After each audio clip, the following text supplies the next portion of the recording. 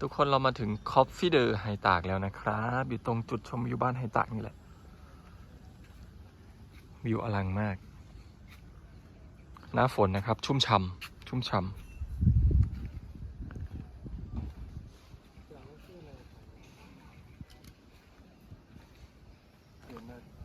เผื่อแวะมาเที่ยวเดียวชิวๆนอนชิล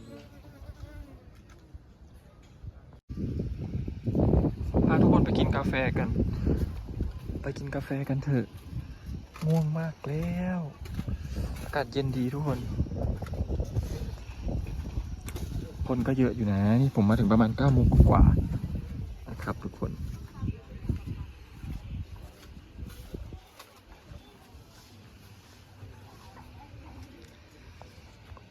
ดูวิวตรงนี้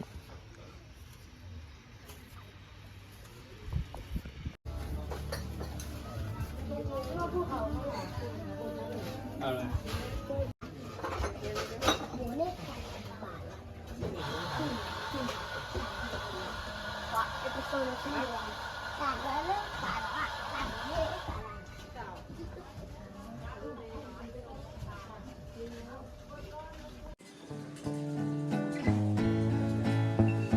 Amazing!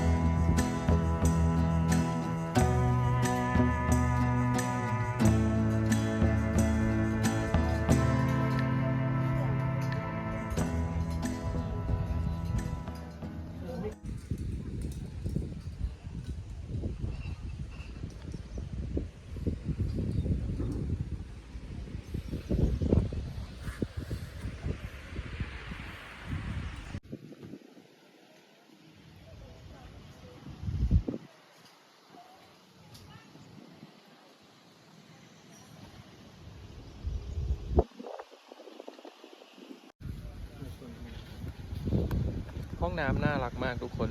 ห้องน้ำของคอฟฟี่เดอร์ไฮตากนะสไตล์ญี่ปุ่น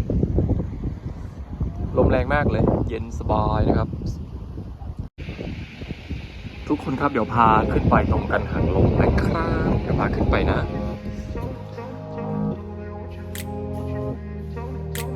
เดี๋ยวไปชมวิวด้านบนกันนะครับ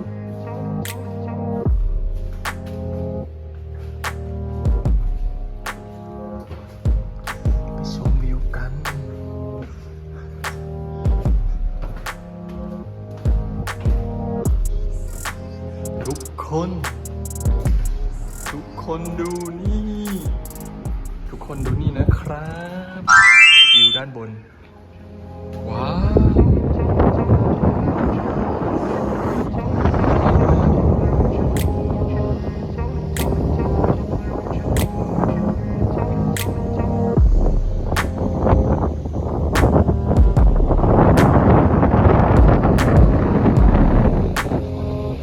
โอ้โหลมแรงมาก